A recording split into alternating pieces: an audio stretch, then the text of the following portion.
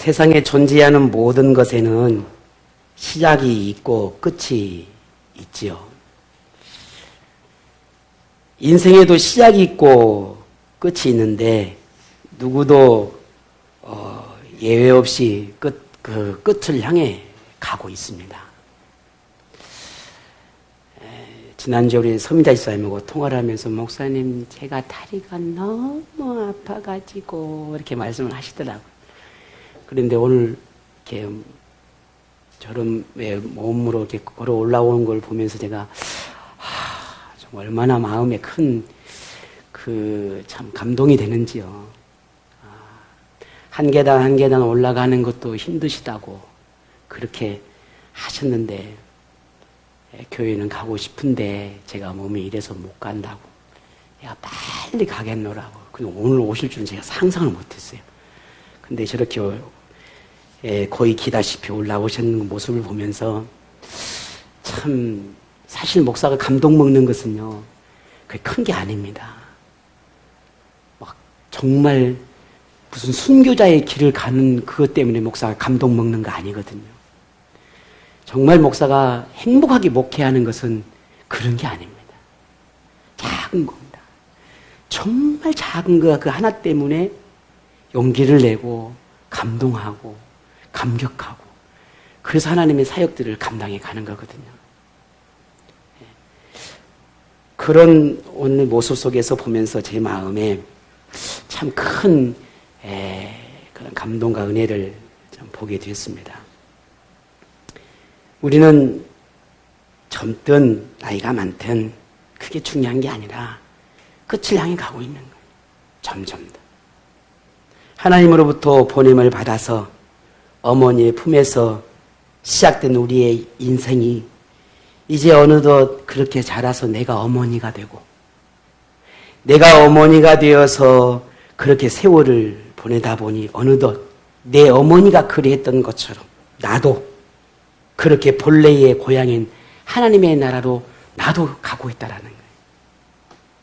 이게 인생이라는 거잖아요. 시계의 저 시간은 멈추게 할 수 있습니다. 오늘도 제가 저 시계를 꺼버린다면 저 시계는 멈춰버립니다. 하지만 세월은 막을 수가 없습니다. 시계는 고장이 나고 멈추기도 하고 느려지기도 하지만 이 세상의 세월은 멈추지도 느려지지도 않습니다. 붙잡을래야 붙잡을 수도 없어요. 고장나지도 않아요. 오히려 더 빠르게만 느껴집니다. 그런데 이런 빠른 세월의 흐름 속에서 참 신비로운 인생의 과정이 있다는 것을 생각하게 됩니다. 아름다운 색깔과 향기를 풍기며 꽃처럼 생기 발랄한 때가 있습니다. 바위처럼 세상과 맞서며 흔들리지 않는 단단한 그런 단단함을 드러낸 때가 또 있습니다. 불처럼 뜨거움으로 모든 것을 집어 삼킬 것 같은 그런 불탈 때가 있습니다.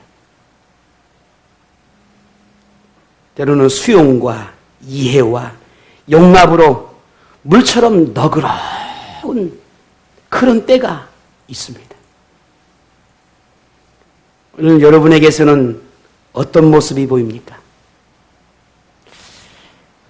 요즘 문득 말씀을 묵상하고 이렇게 하나님 앞에 늘 내 자신을 점검하고 또 기도하면서 나도 이제는 좀 죄송합니다. 우리 나이 어르신들이 많이 계시는데 나도 이제 조금씩 뭔가 인생을 생각하고 또 하나님이 주신 내게 주어진 남은 삶에 대한 남은 인생에 대한 것들을 더 고민해야 되겠구나. 어떻게 이렇게 시간이 빨리 지나왔는데 이제 내게 주어진 이 시간들이 얼마나 더 빠를까? 그렇다면 지금 내가 이 인생을 점검하지 않으면 빨리 지나왔던 그 인생과 똑같이 앞으로의 삶도 그렇게 살아가지 않겠습니까? 그런 생각들을 많이 하면서 오늘 본문의 말씀을 붙잡고 또 묵상하고 말씀을 이렇게 고민하면서 느껴지는 것들이 이러한 고민 속에서 우리가 어떻게 우리의 삶을 좀 더 나은 삶을 살아낼 수 있을까라고 하는 그런 지혜를 얻게 되었습니다. 때로는 바위처럼, 때로는 꽃처럼, 때로는 불꽃처럼, 때로는 물처럼 그런 우리의 삶을 살아왔고 또 지금도 그렇게 살아가고 있습니다. 하나님이 우리를 이 땅에 보내실 때는 모든 사람에게 서로 덕과 유익함을 드러내도록 하셨습니다. 하지만 우리는 그런 하나님의 목적을 온전히 이루지 못하고 살아가고 있습니다. 수없는 후회와 돌이킴들, 새로운 결심과 노력들을 그렇게 셀 수 없이 반복하면서도 여전히 우리의 모습은 똑같은 선택과 똑같은 모습들로 살아가고 있다는 겁니다. 이런 우리를 향해 하나님은 이 바울을 통해서 이렇게 교훈하셨습니다. 에베소서 5장 16절에서 17절에 보니 세월을 아끼라. 때가 악하니라. 그러므로 어리석은 자가 되지 말고 오직 주의 뜻이 무엇인가를 이해하라. 그리 말씀하십니다. 새해도 어느덧 그 시간도 첫 달의 중반이 넘어가고 있습니다. 여러분 너무 빠르지 않습니까? 잘 못 느끼십니까? 저만 그런가요? 아니 새해 1월 1일이라고 와 벌써 또 21년이 됐네요. 근데 오늘 17일이 돼버렸어요. 뭘 이렇게 그냥 맨날 밥만 먹고 사는가 어떤가 이렇게 눈 뜨면 아침이고 눈 감으면 저녁이고 이렇게 어떻게 왜 이렇게 빨리 가는지 모르겠어요. 올해 우리에게 펼쳐진 인생의 여정은 어떨까? 어쩌면 올해도 그렇게 순탄치 않은 인생의 여정이 일는지도 모릅니다. 그래도 하나님의 뜻에 순종하며 흐트러지지 않는 신앙생활을 할 수는 없을까라고 하는 그런 고민들을 또 하게 됩니다. 죄와 악의 유혹이 끊임없는 세상에서 덕과 선을 행하는 하나님의 자녀로 살아갈 수는 없을까? 내 만족, 자기 만족보다는 하나님이 일하심을 바라보며 하나님의 기쁨이 되는 그런 신앙생활은 할 수 없을까? 폭풍과 회오리 속에서도 불평보다 평강을 누릴 수 있는 그런 여유로운 삶을 살아낼 수는 없는 걸까? 실패와 좌절 속에서도 굴복하지 않고 용기 있는 삶을 살아낼 수는 없는 걸까?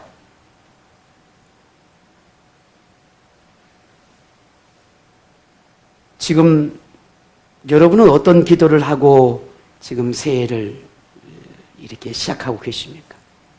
여러분이 무슨 제목으로 어떤 기도를 하고 계시느냐는 점.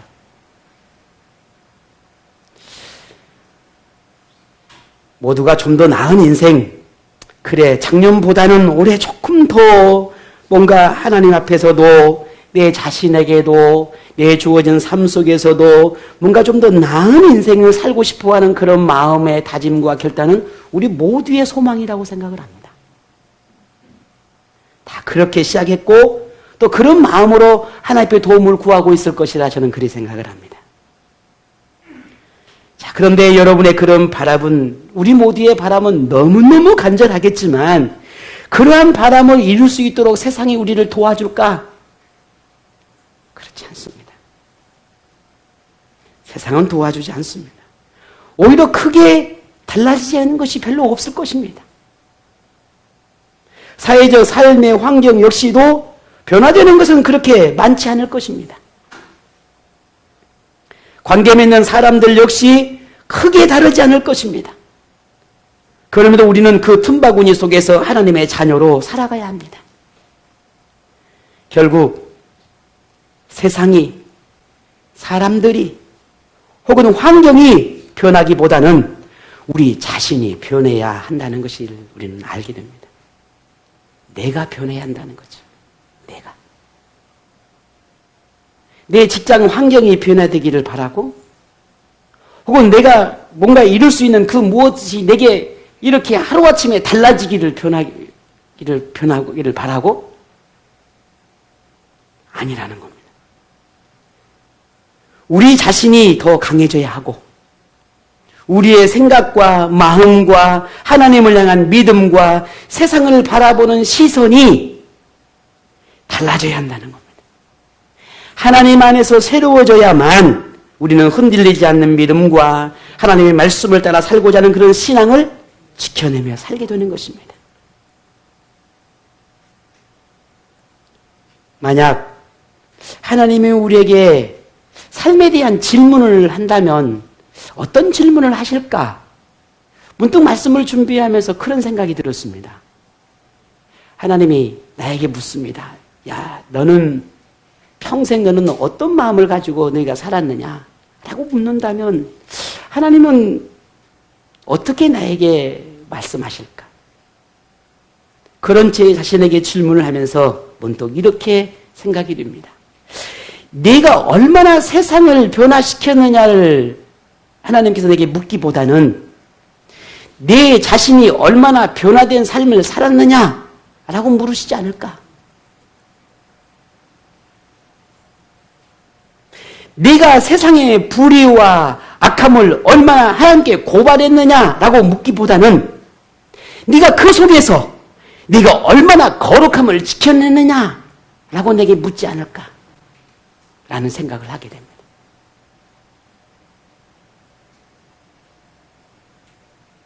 우리 자신도 변화되지 않는데 세상을 얼마나 변화시킬 수 있겠습니까? 나도 고집 부리고 아직과 교만이 가득한데 나 자신에게도 수많은 어두움과 악함과 추함과 죄된 모습들이 가득한데 내가 누구를 향해서 돌을 던지겠습니까? 그럴 수 없습니다.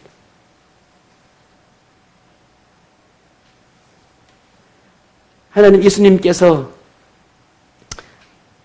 현장에서 가늠하던 여인을 데리고 와서 흔히 말하는 거룩하다 말하고 비평하고 예수님을 향해서 돌을 던지고 싶어하는 그들에게 이 율법학자와 바리새인과 서기관들이 이 여인을 데리고 옵니다.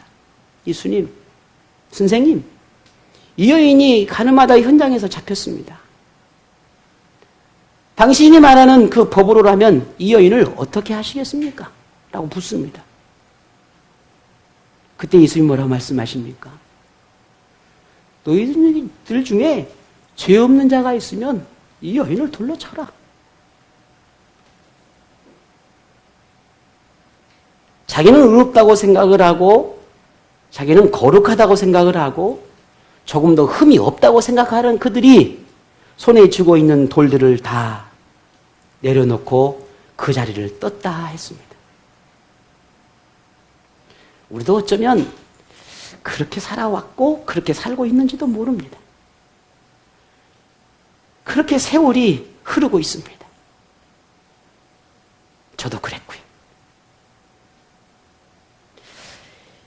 이제 우리 이런 삶을 살아가는 삶의 환경 속에서 혹은 우리의 씻어내지 못하는 그런 어둠 속에서 혹은 숱하게 우리는 영적인 싸움을 싸워야 하는 환경 속에서 수많은 부딪히고 깨어지고 또 부딪히고 또 무너지는 이 삶의 환경 속에서 우리는 어떻게 좀 더 나은 삶을 살아갈 수 있을까? 나의 기도와 나의 관심은 어디에 두며 어떻게 내 인생을 내게 허락된 이 삶을 아름답게 살아낼 수 있을까? 우리는 숱하게 매번 매일 모든 순간들을 우리는 그런 고민들을 해야 합니다. 이러한 우리의 인생의 삶을 위해서 하나님은 오늘 본문을 통해서 무엇이 필요한지 어떻게 살아가면은 또 어떻게 살면 더 나은 삶을 살고 있을지에 대한 가르침을 주고 있음을 발견하게 됩니다. 하나님이 주시는 행복한 삶, 건강한 삶, 형통의 삶을 위한 원리를 이 본문에서 찾아볼 수 있습니다. 그래서 저는 오늘 본문에서 3가지 원리가 있다는 것을 발견하게 됩니다. 그 첫 번째 원리가 하나님 안에서 기쁨을 찾는 것이다라는 겁니다. 오늘 본문 4절입니다. 우리 같이 한번 읽어보겠습니다. 또 여호와를 기뻐하라. 그가 내 마음의 소원을 내게 이루어 주시리로다. 아멘. 기쁨의 조건, 내 인생의 행복의 조건, 즐거움의 조건을 하나님에게서 찾으라라는 겁니다. 다시 말해서 다른 것에는 너를 만족시킬 만한 기쁨과 즐거움을 줄 만한 것들이 없다라는 것이죠. 하나님 안에서만 있다라는 거죠. 왜냐하면 하나님만이 우리가 만족할 만큼, 우리가 충분히 누릴 수 있을 만큼의 기쁨과 즐거움들을 줄 수 있는 유일한 분이다라는 것입니다.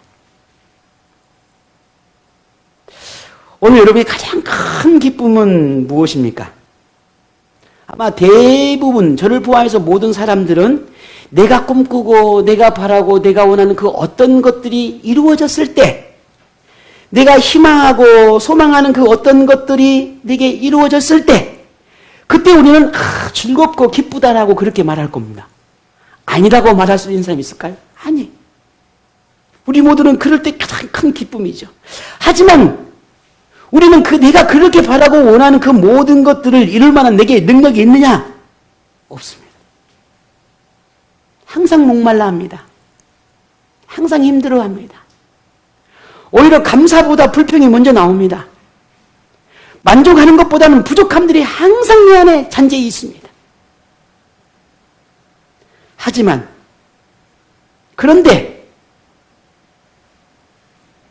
하나님은 우리가 기뻐할 수 있을 만큼의, 우리가 만족할 수 있을 만큼의 그런 마음을, 그런 은혜를 느낄 수 있을 만큼의 그런 은혜를 줄 수 있는 분이 누구라는 거죠? 하나님이라는 거예요. 그래서 인생에서 진정한 기쁨을 누리고자 한다면 세상도, 친구도, 물질도, 유흥도, 오락도 아닌 하나님이 우리의 마음의 소원을 알고 그 소원을 이루어줄 수 있는 그분, 그 하나님, 그분을 찾으라 라고 말하고 있습니다. 거기에 너희가 진정한 기쁨을 누릴 수 있게 될 거라고 말합니다.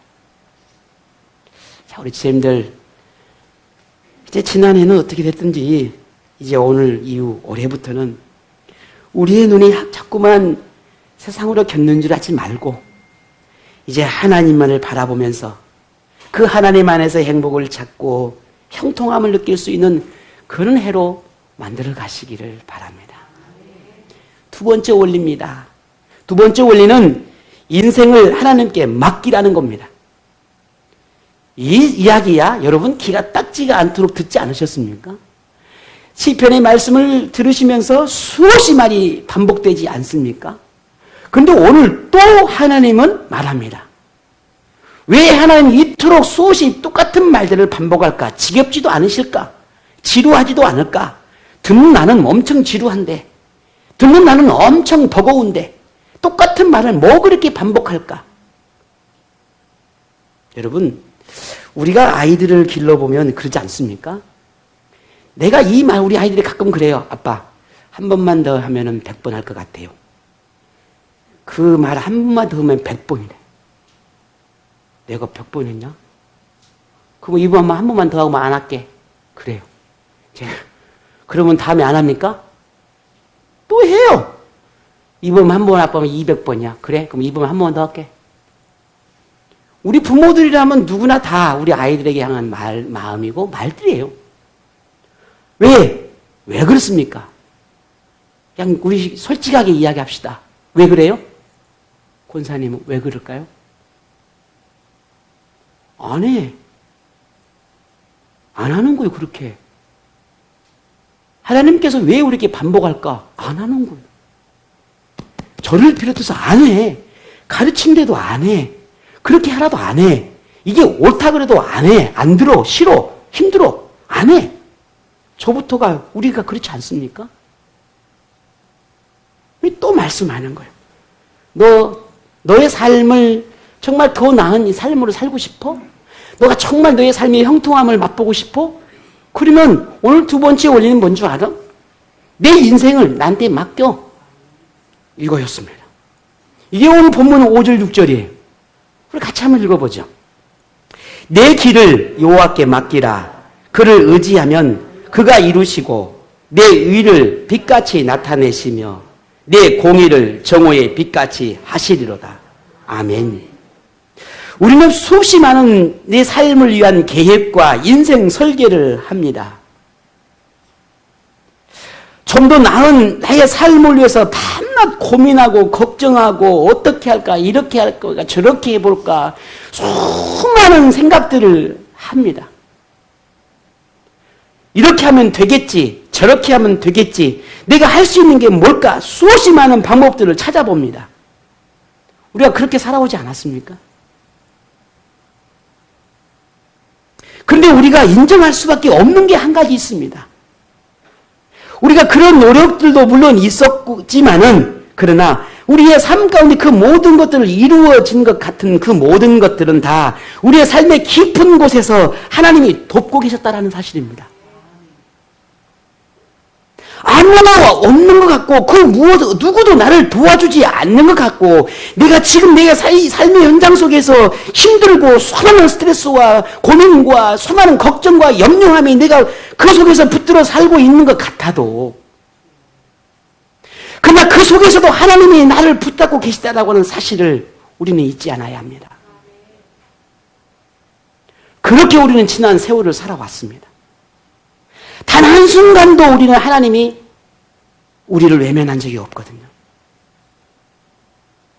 나 홀로 있는 것 같아도, 나 혼자 고통스럽게 이 삶을 살아내는 것 같아도 하나님은 계셨거든요. 그래서 지금 우리가 여기까지 온 것입니다. 하나님이 아니었다면, 하나님의 도우심이 아니었더라면 내가 지금 삶의 현장이 어떻게 있을 수 있었을까? 불가능합니다. 불가능해요. 비록 여느 어떤 사람들처럼 우리의 삶이 화려하지 않을 수도 있습니다. 여전히 물질적으로든 건강으로든 가정적으로든 직장으로든 뭐 사업으로든 그 모든 것들이 터덕거리며 살아갈 수도 있습니다. 조금 더 나았으면, 조금만 더 있었으면, 조금만 더 뭔가를 할 수만 있었으면 하는 그런 바람들을 가지고 살아가긴 수도 있습니다. 그런 힘든 여정이 내게 지금도 여전히 있고 때로는 내가 실패했나? 내 삶의 실패자인가? 라고 생각할 수도 있겠지만 그러나 비록 오늘 저와 여러분이 우리가 꿈꾸고 바라고 원하는 그 모든 것들이 설령 다 되지 않는다 할지라도 내가 원하는 방법대로 내가 원하는 계획대로 다 이루어지지 않는 것 같다 할지라도 하나님은 지금도 일하고 계십니다. 지금도. 저는 어젯밤에 참 많이 그런 일이 별로 없는데 너무 자주 깨가지고 또 잠이 살짝 들었다가 또 깨고 들었다가 또 깨고 계속 이 준비한 말씀 때문에 깼다 잤다를 계속 반복하면서 아침을 맞이했는데 그런 생각이 드는 겁니다. 아, 진짜 우리의 삶이 아무것도 아닌데 우리가 살아온 삶이 내가 열정을 가지고 뜨거움을 가지고 살아와도 그게 아무것도 아니잖아요. 아, 여러분이 가치가 없다는 그런 의미가 아니라 우리 삶이 뭡니까?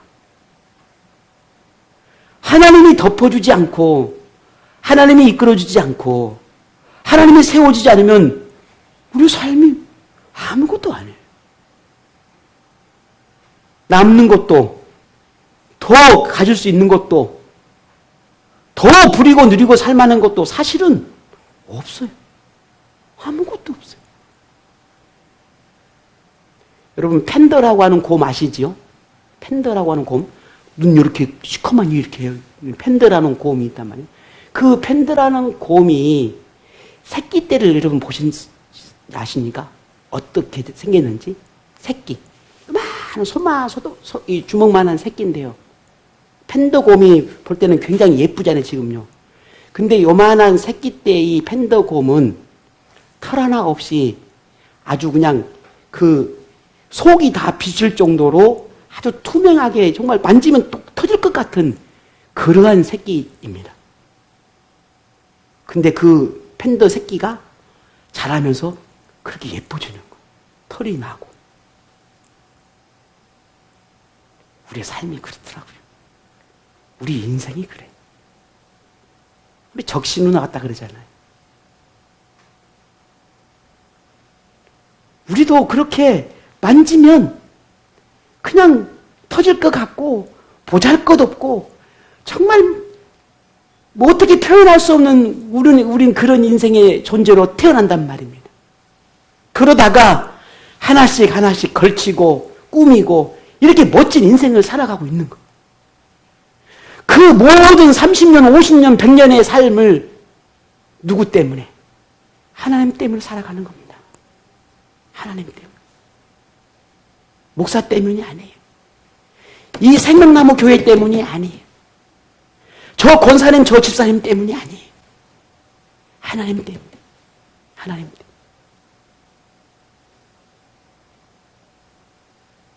올해는 정말 오늘 우리가 여러분이 좀 더 나은 인생을 꿈꾼다면 우리의 삶의 일부가 아니라 어느 한 부분이 아니라 어느 하나만이 아니라 우리의 삶의 인생의 전부를 하나님께 맡길 수 있기를 바랍니다.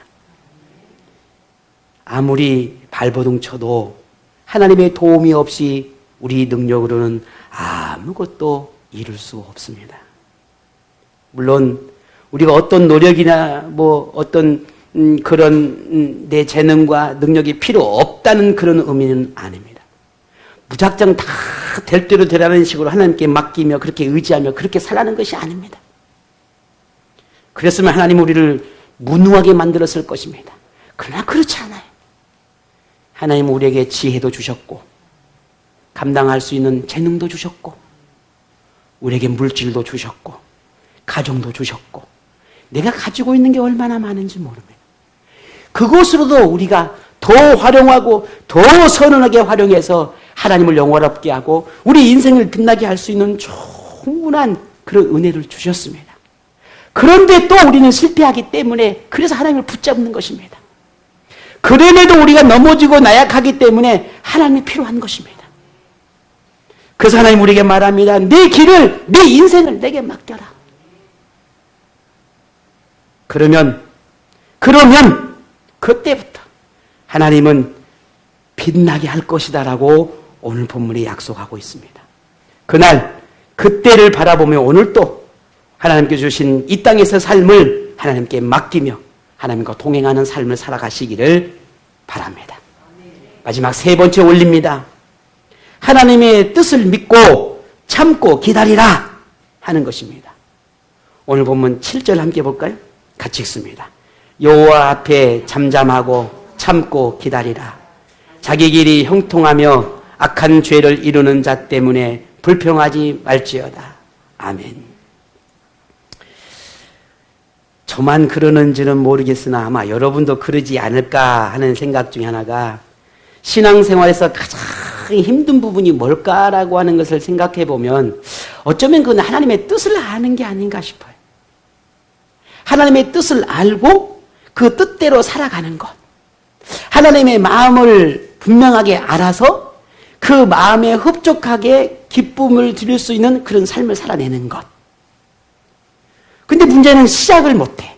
뭐가 하나님의 뜻인지, 뭐가 하나님의 원함인지, 나를 향하신 하나님의 그 계획이 뭔지를 분명하고 확실하게 딱 분별하면 좋겠는데 그러지 못할 때가 참 많아요. 그래서 묻고 찾고 또 묻고 또 찾습니다.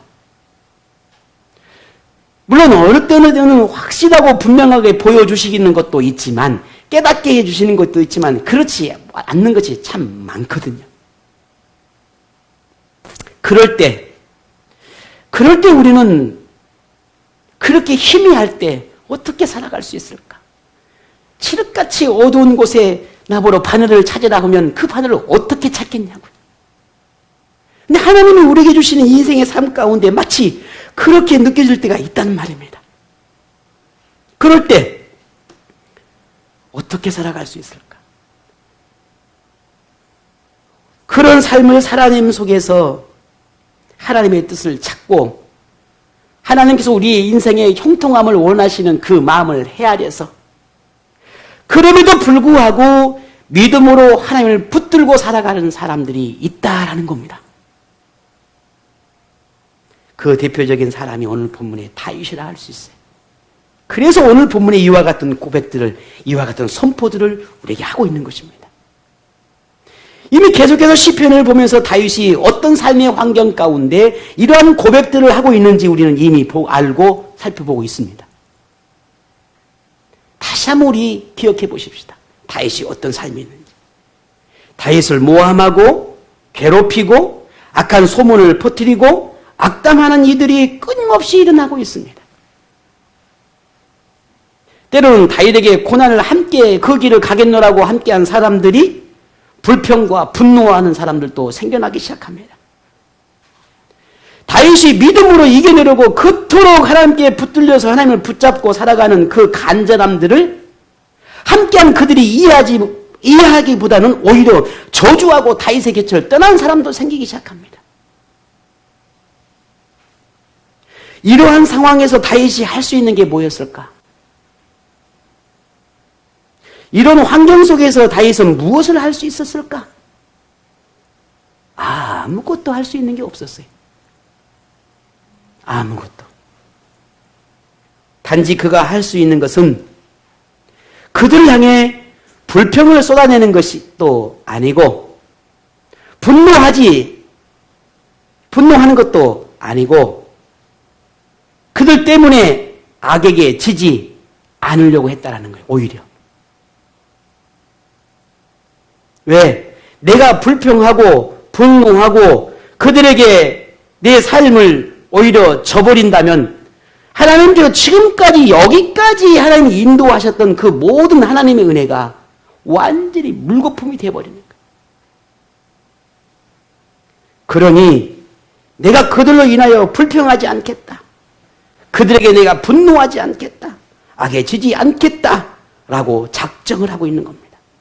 그리고 오직 하나님께서 자신의 삶을 형통함으로 바꿔주시기를 기도하고 기다리고 참고 견디고 버티고 있는 겁니다.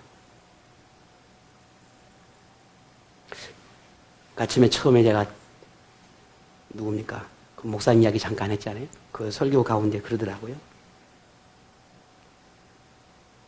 여러분이 버티기 힘들고 참기 힘들면 개기 씌워 그러더라고요. 가만히 생각하면 그 말도 일리가 있네. 개기래. 그렇게 참기 힘들면 그냥 개기라는 거예요. 그 말도 일리가 있구나.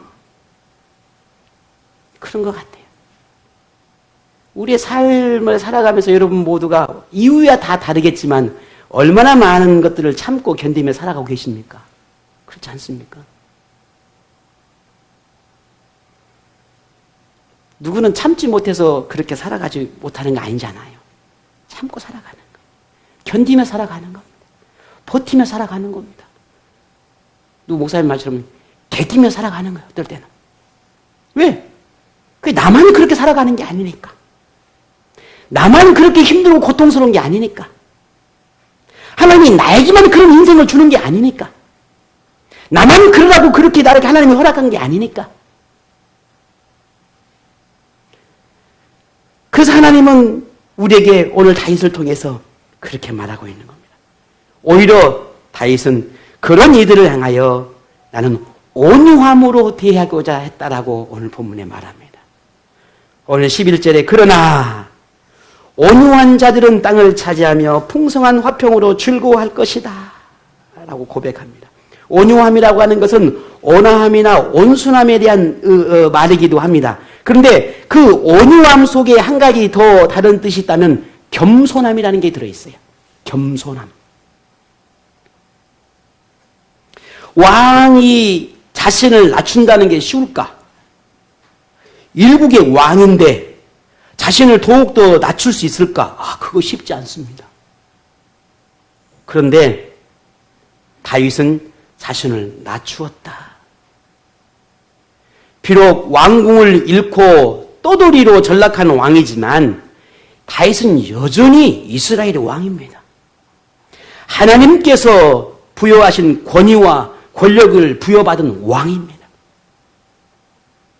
그런 그가 악을 행하는 이들을 향해 어떠한 무력을 행사하지 않고 온유함으로 겸손함으로 대했다라고 하는 것은 그건 자신의 의지이기보다는 오히려 자신의 인생을 형통케 하시는 그 하나님이시라는 것, 내 삶을 책임지시는 분이 하나님이시라고 하는 그 믿음, 그 신뢰, 그 확신이 있었기 때문에 가능했던 것입니다.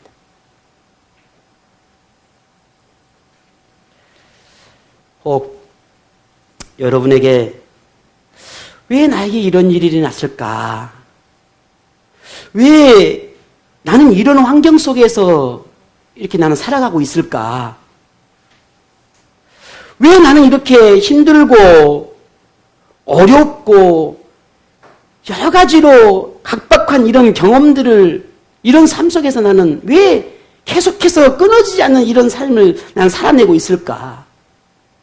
우리의 가정, 내 직장, 내 삶의 현장들은 왜 그렇게 내게 기쁨과 즐거움과 웃음과 미소를 줄 수 있는 그런 것들이 왜 내게는 없을까?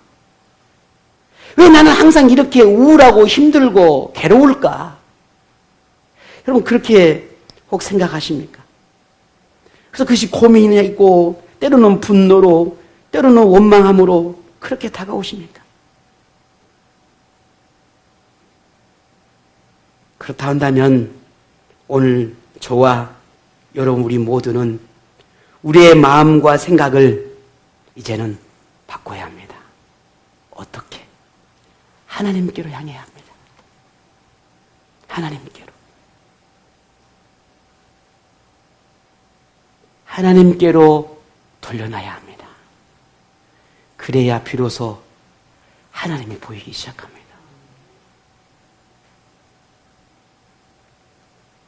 온갖 이유로 아픔과 슬픔 속에서 갇혀서 그런 세월을 허비할 수는 없지 않습니까?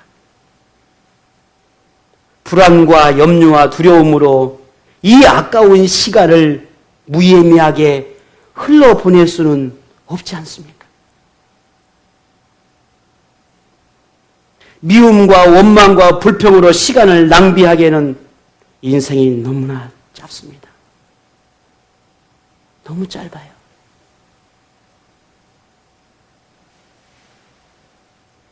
하나님이 주신 인생을 빛같이 빛내기에도 부족한 우리의 인생에 어둠 속에 갇혀 있다면 우리가 하나님 부르실 때 뭘 가지고 하나님께 나가겠습니까? 하나님은 우리에게 새해를 허락하셨습니다. 그런데도 우리의 삶의 환경은 크게 달라진 것이 없어 보입니다. 좀 더 나아졌으면 하는 바람은 간절하지만 똑같아요. 똑같은 직장, 똑같은 사람, 똑같은 환경, 똑같은 교회, 똑같은 주변의 모든 것들이 똑같아요. 여전히 버거운고, 여전히 힘겹고, 여전히 고민스럽고, 그렇게 맞서며 우리는 또 오늘 또 맞이하고 내일 또 그리할 것입니다.